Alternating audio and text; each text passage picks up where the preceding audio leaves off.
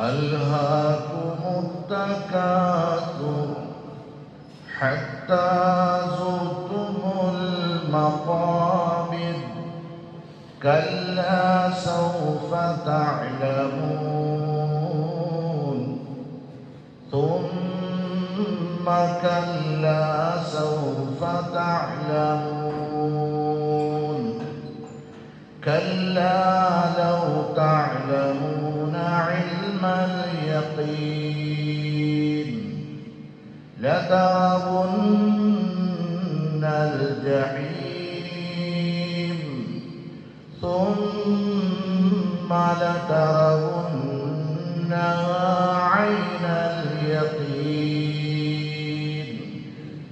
ثم لتسألن يومئذ عن النعيم.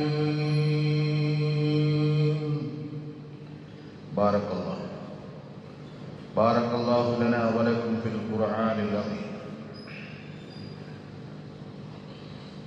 ബഹുമാനമുള്ള മുഅ്മിനീങ്ങളെ, സഹോദരങ്ങളെ, പരമകാരുണികനായ അല്ലാഹു സുബ്ഹാനഹു വ തആല നമ്മുടെ നമസ്കാരത്തെ സ്വീകരിക്കുകയും നമ്മുടെ ഓരോരുത്തരുടെയും ജീവിതത്തിൽ വന്നുപോയ ചെറുതും വലുതുമായ പാപങ്ങൾ പുറത്തു മാപ്പാക്കി തരികയും ചെയ്യുമാറാകട്ടെ. നമ്മളിൽ നിന്ന് വേർപെട്ട് ഖബറിൻ്റെ ലോകത്ത് വസിക്കുന്നവർക്കും അല്ലാഹു പുറത്തു കൊടുക്കുമാറാകട്ടെ.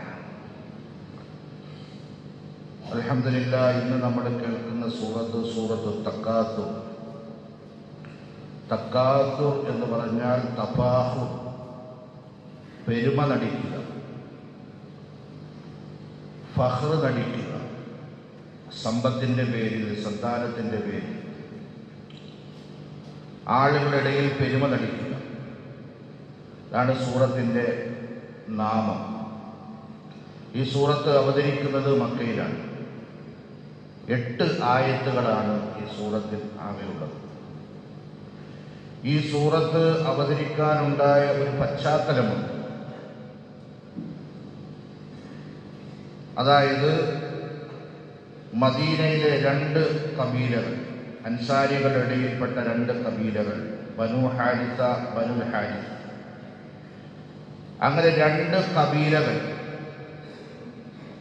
2 ഗോത്രങ്ങൾ.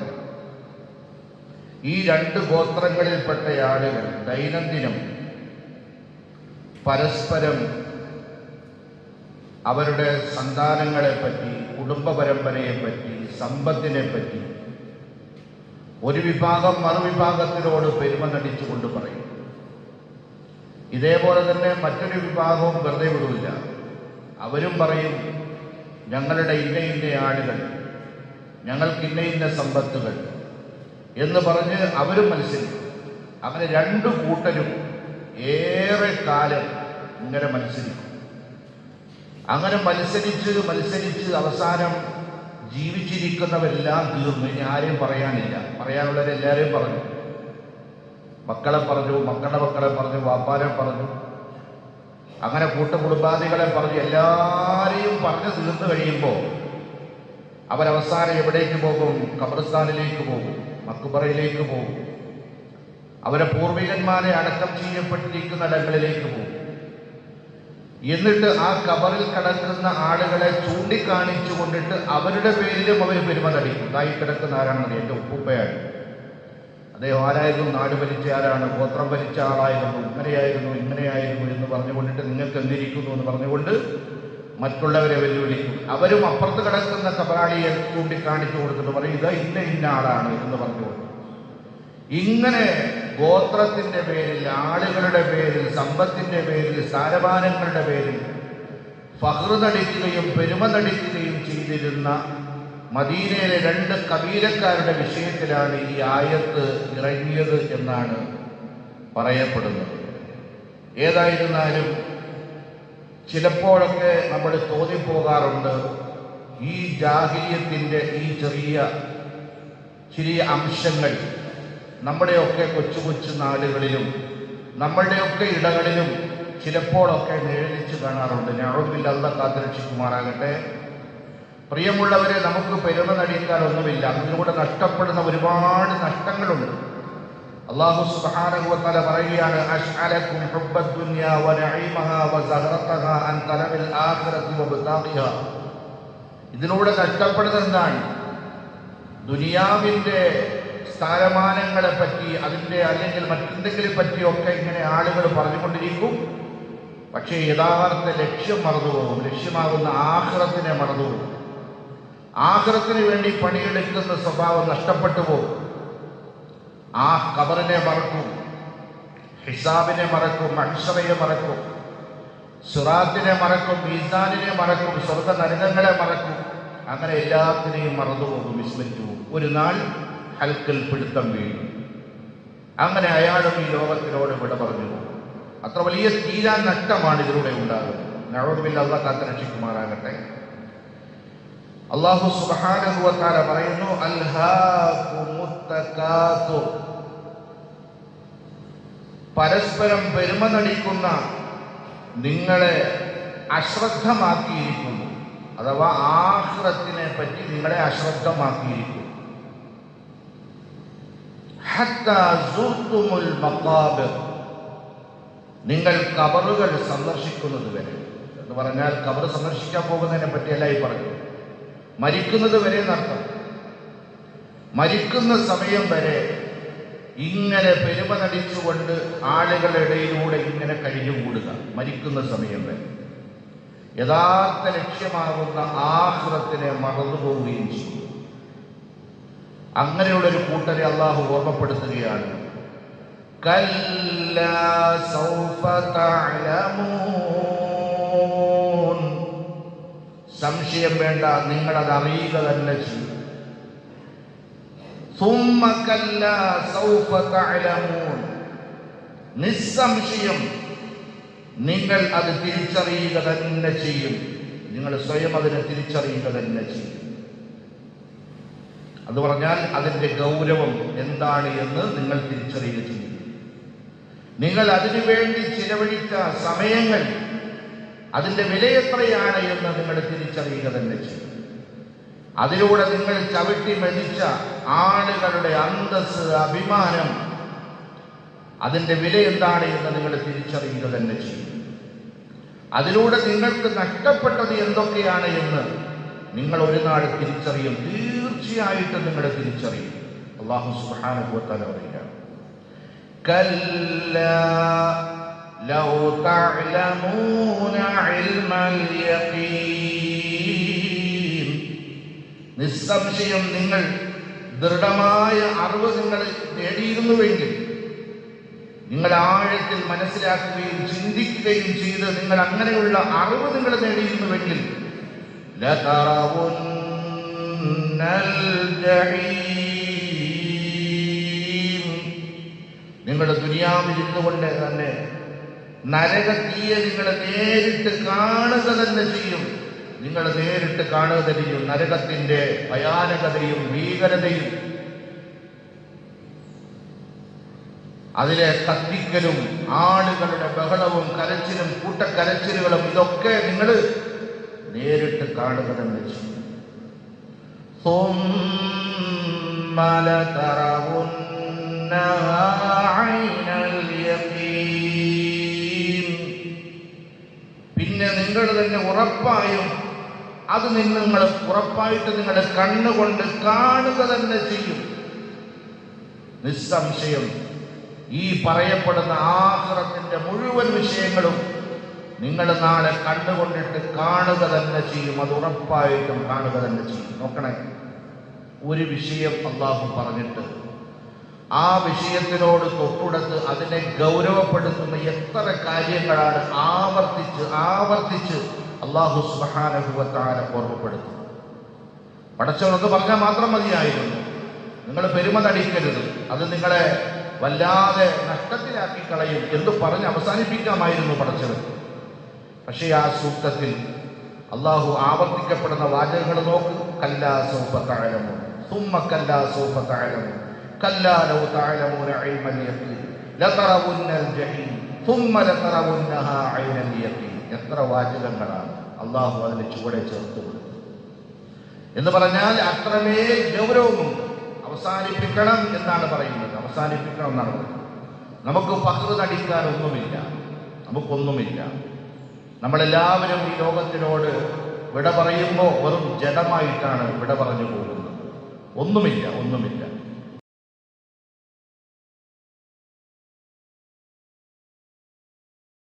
ഇന്ന് ചില ആളുകളെ പറ്റി പറയാം. ഒരാളെന്ന് പറയായിരുന്നു, ഇന്ന കുടുംബത്തിലെ ഇന്ന പേര് കേട്ടയാളായിരുന്നു. വൈക്കം മുഹമ്മദ് ബഷീറിന്റെ ഒരു സാഹിത്യത്തിലെ ഒരു വാചകമുണ്ട്, എൻ്റെ ഉപ്പുപ്പായ്ക്ക് ഒരു ആന ഉണ്ടായിരുന്നു എന്ന് പറയുന്നു. അങ്ങനെ പറഞ്ഞിട്ട് പെരുമ നടിക്കുന്നയാൾ, മറ്റുള്ളവരെ ഇകഴ്ത്തുന്നയാൾ. ഞങ്ങൾ വലിയ കുടുംബക്കാരാണ്, വലിയ പ്രധാനികളാണ്, ഞങ്ങൾ വലിയ പ്രേക്ഷികളാണ്. ഞങ്ങളുടെ കുടുംബത്തിന്റെ പരമ്പര നോക്കിയാൽ വലിയ ധനികന്മാരാണ്, സമ്പന്നന്മാരാണ്, വലിയ സ്ഥാനം വഹിച്ചിരുന്നവരാണ്. നിങ്ങളോ? നിങ്ങൾ വരുത്തന്മാരാണ്, നിങ്ങൾക്കൊന്നുമില്ല, നിങ്ങൾക്ക് എടുത്തു പറയാനൊന്നുമില്ല. ഇങ്ങനെ പറഞ്ഞ് ഒരു വിഭാഗം മറുവിഭാഗത്തിനെ ഇകഴ്ത്തുകയും താഴ്ത്തുകയും പരിഹസിക്കുകയും അപഹസിക്കുകയും ഒക്കെ ചെയ്യുന്നത് ഏറ്റവും വലിയ കടുത്ത പാതുകമാണ് എന്നാണ് അല്ലാഹു സുബ്ഹാനഹു വ തആല ഈ ആയത്തിലൂടെ നമ്മളെ ബോധ്യപ്പെടുത്തുന്നു. ഒപ്പം സ്വയം ഒരുപാട് നഷ്ടങ്ങൾ ക്ഷണിച്ചു വരുത്തുകയും ചെയ്യും. അവസാനം അല്ലാഹു സുബ്ഹാനഹു വ തആല നിർത്തുകയാണ്, ثُمَّ لَتُسْأَلُنَّ يَوْمَئِذٍ عَنِ النَّعِيمِ. നാളെ ഖിയാമത്ത് നാൾ, നമ്മളെല്ലാവരും റബ്ബിനെ കണ്ടുമുട്ടുന്ന നാൾ, ഉടമസ്ഥനെ കണ്ടുമുട്ടുന്ന നാൾ, ഉടമസ്ഥനെ കണ്ടുമുട്ടുന്ന നാൾ. ആ കണ്ടുമുട്ടുന്ന നാളിൽ അല്ലാഹ് ഒരു ചോദ്യം ചോദിക്കും. തീർച്ചയായും നിങ്ങൾ അനുഭവിച്ച സുഖ അനുഗ്രഹങ്ങളെ സംബന്ധിച്ച് നിങ്ങളോട് ചോദ്യം ചെയ്യുക തന്നെ ചെയ്യും അല്ലാഹു സുബ്ഹാനഹു. ഹദീസിൽ കാണാൻ കഴിയും 2-3 സംഭവങ്ങൾ. നമ്മൾ ഫളായിലിന്റെ കിതാബിൽ തന്നെ നമ്മൾ കേൾക്കാറുണ്ട്, തഅലീമിൽ നമ്മൾ നിരന്തരം കേൾക്കുന്ന കാര്യമാണ്. ആദരവായ റസൂലുള്ളാഹി സ്വല്ലല്ലാഹു അലൈഹി വസല്ലമ തങ്ങളുടെ 3 സംഭവങ്ങൾ ഹദീസിന്റെ കിതാബുകളിൽ കാണാൻ കഴിയും. വ്യത്യസ്തമായ രീതിയിലാണ് എന്ന് മാത്രം. ഒരിക്കൽ റസൂലുള്ളാഹി സ്വല്ലല്ലാഹു അലൈഹി വസല്ലം മഹാനായ ഇബ്നു അബ്ബാസ് റളിയല്ലാഹു തആല അൻഹു നിവേദനം ചെയ്യുന്ന ഹദീസ്, ഉമർ ഇബ്നു ഖത്താബ് റളിയല്ലാഹു തആല അൻഹു ആണ് ആ സന്ദർഭം വിവരിക്കുന്നത്. ഉമർ റളിയല്ലാഹു അൻഹുവിന്റെ ജീവിതത്തിൽ നടന്ന ഒരു സംഭവം അദ്ദേഹം എടുത്തുദ്ധരിക്കുകയാണ്. മറ്റൊന്നുമല്ല, ആദരവായ റസൂലുള്ളാഹി സ്വല്ലല്ലാഹു അലൈഹി വസല്ലമ തങ്ങൾ കഠിനമായ വെയിലുള്ള ഒരു സമയത്ത് വീട്ടിൽ നിന്ന് പുറത്തേക്ക് ഇറങ്ങുകയാണ്. പുറത്തിറങ്ങിയ എന്തിനാണ്? വിശക്കുന്നുണ്ട്, വല്ലാത്ത വിശപ്പ്, വല്ലാത്ത കഠിനമായ വിശപ്പ്. എന്തെങ്കിലും പരിഹാരമുണ്ടാകുമോ എന്ന് അന്വേഷിച്ചാണ് പുറത്തേക്ക് ഇറങ്ങുന്നത്.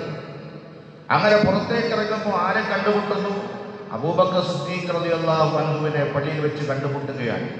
മൂപ്പരും ഇതേ അവസ്ഥയിൽ തന്നെ പുറത്തേക്ക് ഇറങ്ങിയിരിക്കുകയാണ്. ആ രണ്ടാളും ഇങ്ങനെ ഇരിക്കുമ്പോൾ മറ്റൊരാളും പുറത്തേക്ക് വരികയാണ്. സുബ്ഹാനല്ലാഹ്, മഹാനായ ഉമർ ഇബ്നു ഖത്താബ് റളിയല്ലാഹു തആല. അങ്ങനെ ഒരാള് മറ്റൊരാളോട് അല്ലാഹുവിന്റെ റസൂൽ ചോദിക്കുകയാണ്, അല്ല നിങ്ങൾ ഈ സമയത്ത് ഇങ്ങനെ വരാറില്ലല്ലോ, എന്താ ഇങ്ങനെ വന്നത്? അപ്പോഴാണ് ചോദിച്ചത്, തങ്ങളെന്താണ് പുറത്തേക്ക് വന്നത്? നബി തങ്ങളോട് ചോദിക്കുകയാണ്, അങ്ങനത്തിനാണ് ഇങ്ങനെ പുറത്തേക്ക് വന്നത്. ആദരവായ റസൂലുള്ളാഹി സ്വല്ലല്ലാഹു അലൈഹി വസല്ലം ഒന്നും ഒളിപ്പിച്ചില്ല.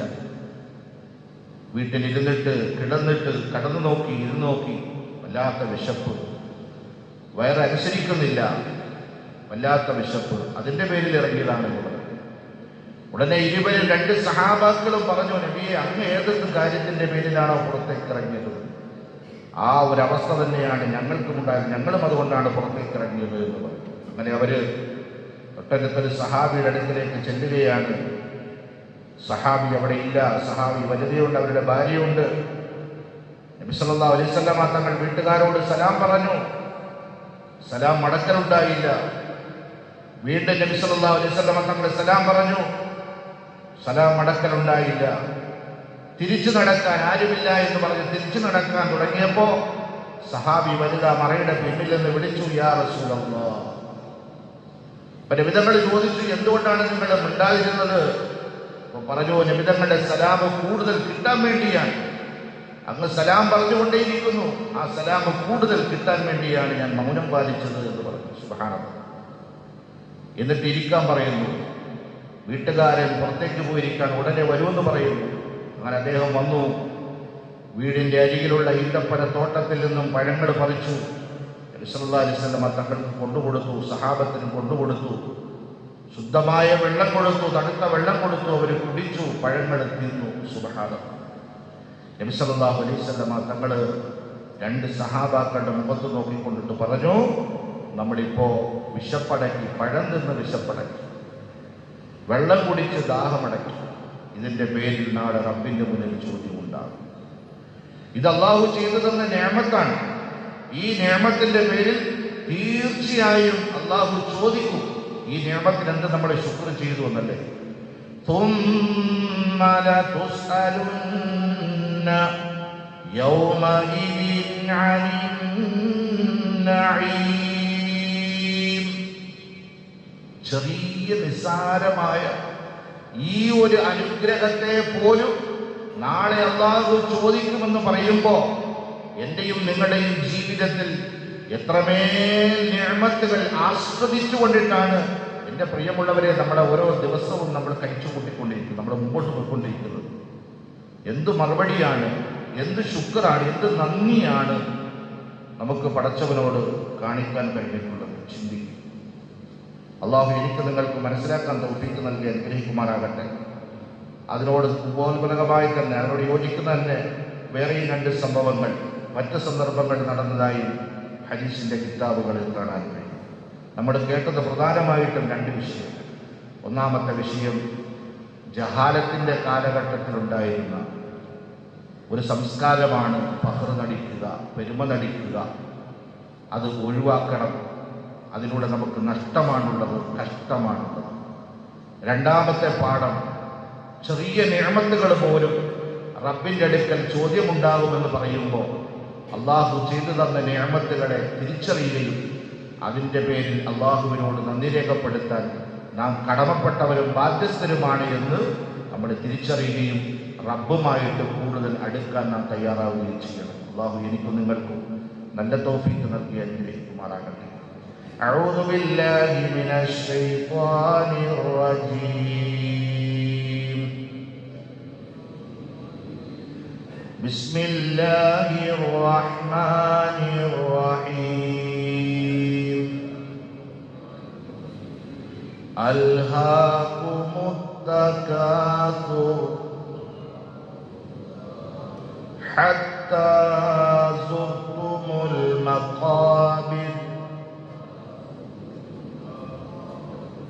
കല്ലാ സൗഫ തഅലമൂൻ ثم كلا سوف تعلمون كلا لو تعلمون علم اليقين لترون الجحيم ثم لترونها عين اليقين ثم لتسألن